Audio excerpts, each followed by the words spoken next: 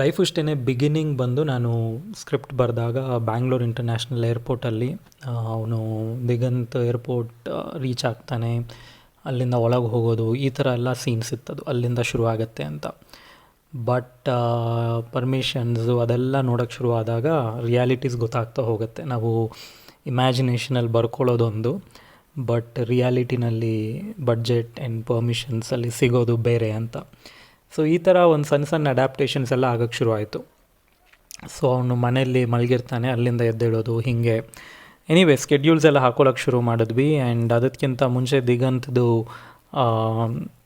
Dates ಬಂದು I think ಮಾರ್ಚಿಂದ ಅಂತ ಇತ್ತು. ಸೊ ನಿನ್ನೆ ಹೇಳ್ದಂಗೆ ನಾನು ತುಂಬ ಸತಿ ಹೋಗಿ ಪ್ರಾಕ್ಟೀಸ್ ಮಾಡ್ತಾಯಿದ್ದೆ. ಬಟ್ ಆವಾಗ ಕಾನ್ಸ್ಟೆಂಟ್ಲಿ ಜ್ಞಾನಮೂರ್ತಿಯವ್ರ ಜೊತೆ ಹೇಗೆ ಶೂಟ್ ಮಾಡೋದು ಏನು ಅಂತ. ಈಗ ಕ್ಯಾಮ್ರಾಸಲ್ಲಿ ಇದರಲ್ಲೂ ದೋ we were shooting on film, ಬೇರೆ ಬೇರೆ ಥರ ಕ್ಯಾಮ್ರಾಸ್ ಇದೆ. 35mm ಒಂದು, ಆಮೇಲೆ ಇನ್ನೊಂದು 435 ಅಂತ ಕರಿತಿದ್ರು ಅನ್ಸುತ್ತೆ, ಅದು ಇನ್ನೂ ಎಕ್ಸ್ಪೆನ್ಸಿವ್. ಗಾಲಿಪಟ 435 ಮಾಡಿದರು. ಆ್ಯಂಡ್ ಅದಕ್ಕೆ ಅಷ್ಟು ಚೆನ್ನಾಗಿ ಕಾಣಿಸುತ್ತೆ ಅದು ಇದು ಅಂತೆಲ್ಲ. ಆಮೇಲೆ ಇನ್ನೊಂದು 235, ನನಗೆ ಈಗೆಲ್ಲ ಮರ್ತೋಗಿದೆ ಡಿಜಿಟಲ್ ಬಂದಮೇಲೆ. ಐ ಥಿಂಕ್ 235 ಆ್ಯಂಡ್ 435 ಅಂತ ಇದ್ದಿದ್ದು. 235 okay quality but at a cheaper cost.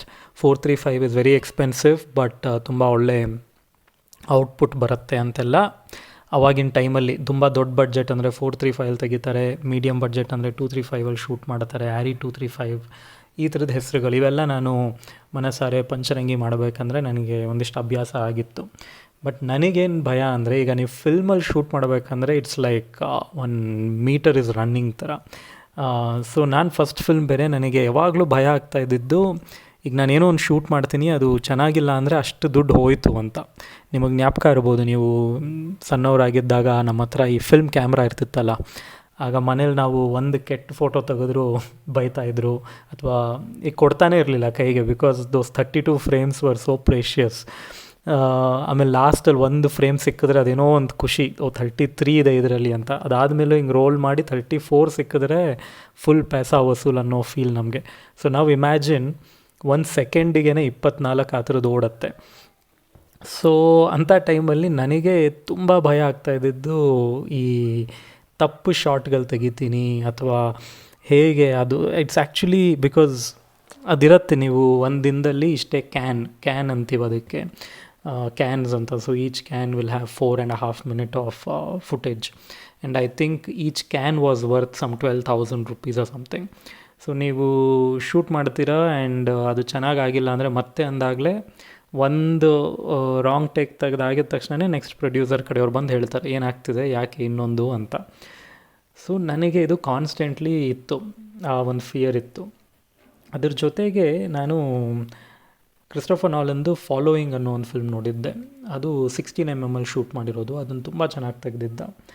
ಅದಾದಮೇಲೆ ನಾನು ಇನ್ನೊಂದು ಯಾವುದೋ ಒಂದು 16mm ಅಂದರೆ 35mm was the standard, 16mm ಸ್ವಲ್ಪ ಹಳೆ ಕಾಲದ್ದು, ಅದನ್ನು ಯಾರೂ ಶೂಟ್ ಮಾಡ್ತಿರಲಿಲ್ಲ ಅದರಲ್ಲಿ.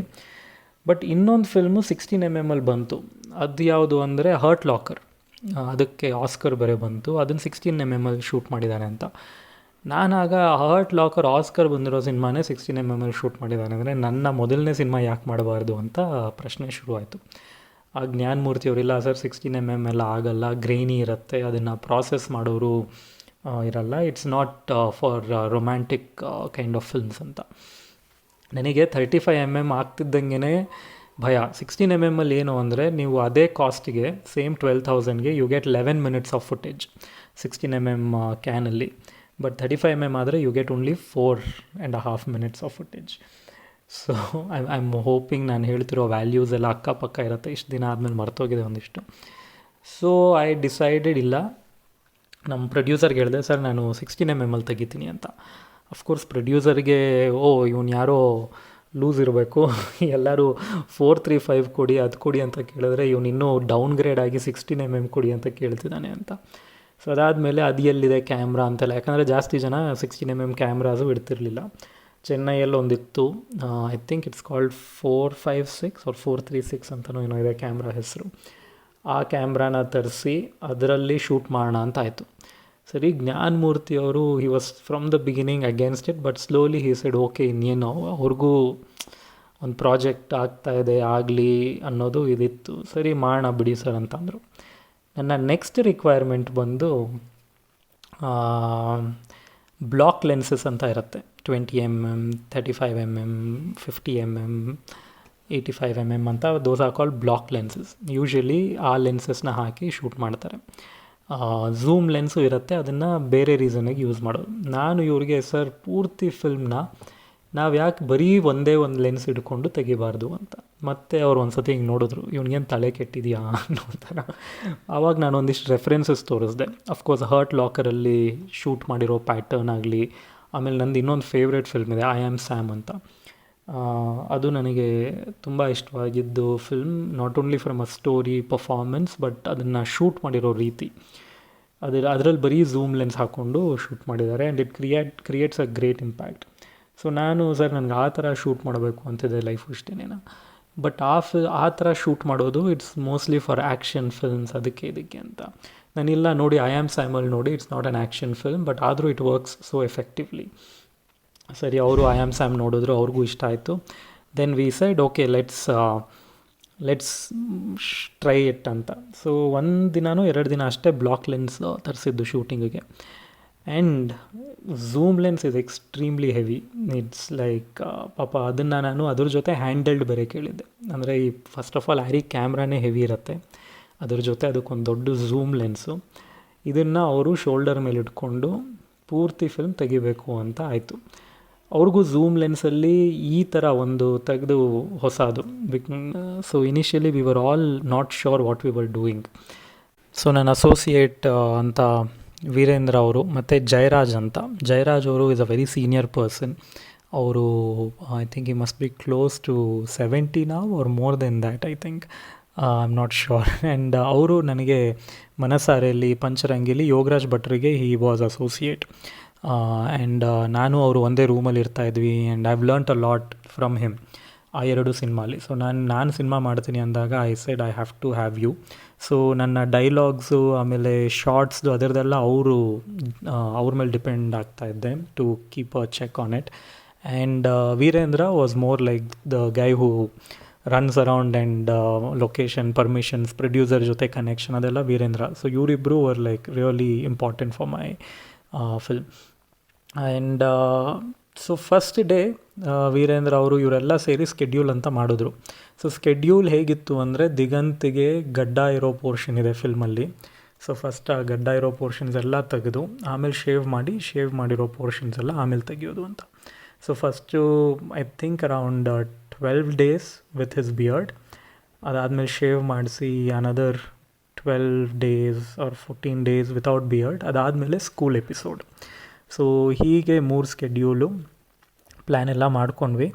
ಇದೇನೇನೋ ಮಾಡಿ ಲೊಕೇಶನ್ಸ್, ಪರ್ಮಿಷನ್ಸ್ ಎಲ್ಲ ಸಿಗೋ ರೀತಿ ಮಾಡಿದಾಗ ಫಸ್ಟ್ ಬಂದಿದ್ದೇನೆ ಪೋಸ್ಟ್ ಇಂಟರ್ವಲ್ ಒಂದು ಪಬ್ ಸೀನ್ ಇದೆ life ಇಷ್ಟೇನಲ್ಲಿ.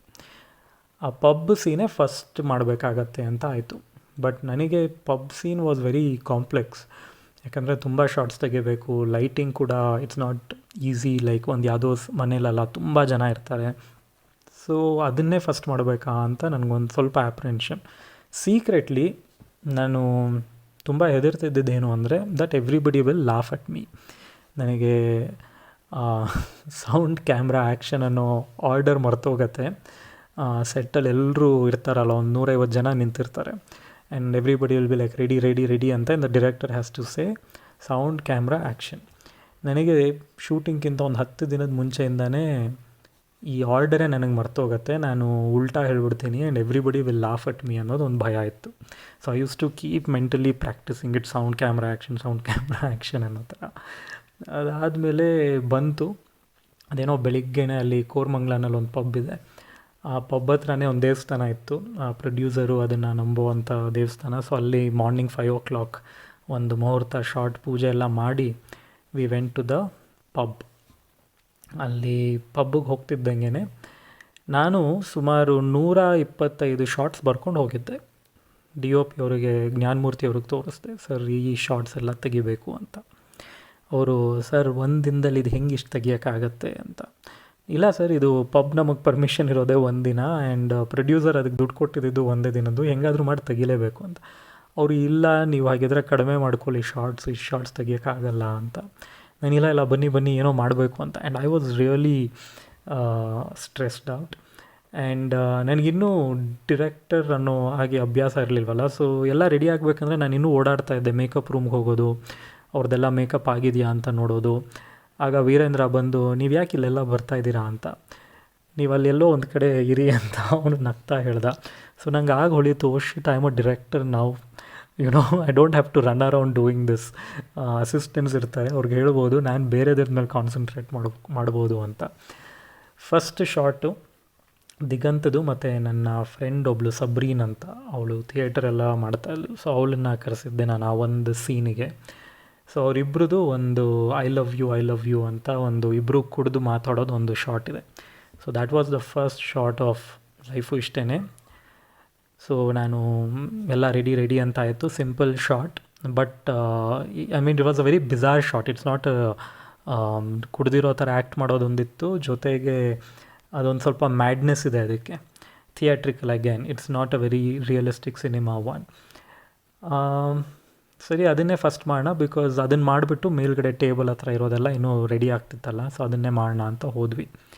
And thankfully I did not forget the order. ಎಲ್ಲ ಆದಮೇಲೆ ನಾನು ಅವರು ಝೂಮ್ ಲೆನ್ಸ್ ಹಾಕ್ಕೊಂಡು ಶೋಲ್ಡರ್ ಮೇಲೆ ಇಟ್ಕೊಂಡು ಎಲ್ಲ ರೆಡಿ ಆಗಿದ್ರು. First shot, and I said sound camera action. Diganth Sabreen perform ಮಾಡಿದ್ರು. ಅದು ಐ ಲವ್ ಯು ಅನ್ನೋದು, ನಗೋದು, ಏನೇನೋ ಮಾಡ್ತಿರ್ತಾರೆ. ಅದನ್ನೊಂದು 2-3 ಸತಿ ರಿಹರ್ಸ್ ಎಲ್ಲ ಮಾಡಿಕೊಂಡು, ನಾನು ಮಾನಿಟ್ರ್ ಅಂದರೆ ಟಿ ವಿ, ಯಾರಿಗ್ಯಾರು ಗೊತ್ತಿಲ್ಲ ಸಿನಿಮಾ ಟರ್ಮ್ಸ್, ಮಾನಿಟರ್ ಅಂದರೆ ಒಂದು ಟಿ ವಿ ಇರುತ್ತೆ, ಅದರಲ್ಲಿ I can see what is being shot. ನಾನು ನೋಡ್ತಾನೇ ಇದ್ದೀನಿ, ಅವ್ರು ಮಾಡ್ತಾನೇ ಇದ್ದಾರೆ. ಆಮೇಲೆ ಕಟ್ ಅಂತ ಅಂದೆ. ಆವಾಗ ಜ್ಞಾನಮೂರ್ತಿ ಅವ್ರ ಕ್ಯಾಮ್ರಾ ಎಲ್ಲಿಸ್ಬಿಟ್ಟು, ಸರ್ ಫಸ್ಟ್ ಶಾಟೇ 3.5 ನಿಮಿಷ ತೆಗ್ದಿದ್ದೀರಾ ಅಂತ. And then my heart was in my hand.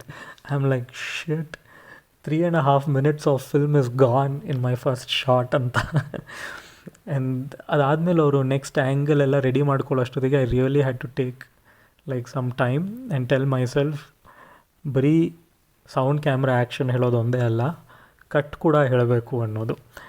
ಅಲ್ಲಿಂದ ಆಚೆ I was very clinical. And ಆ ದಿನದ್ದು ಶೂಟ್ ಬಗ್ಗೆ ಇನ್ನೂ ಒಂದಿಷ್ಟು ಡೀಟೇಲ್ಸು ಎಲ್ಲ ನಾಳೆ ಮಾತಾಡೋಣ. I think too much bonus material is also not so good ಅಲ್ಲ. Hopefully you are all joining FUC. ಇದನ್ನು ಕೇಳ್ತಿರೋರು, ಇಟ್ಸ್ ಗೋಯಿಂಗ್ ಸೋ ಗುಡ್.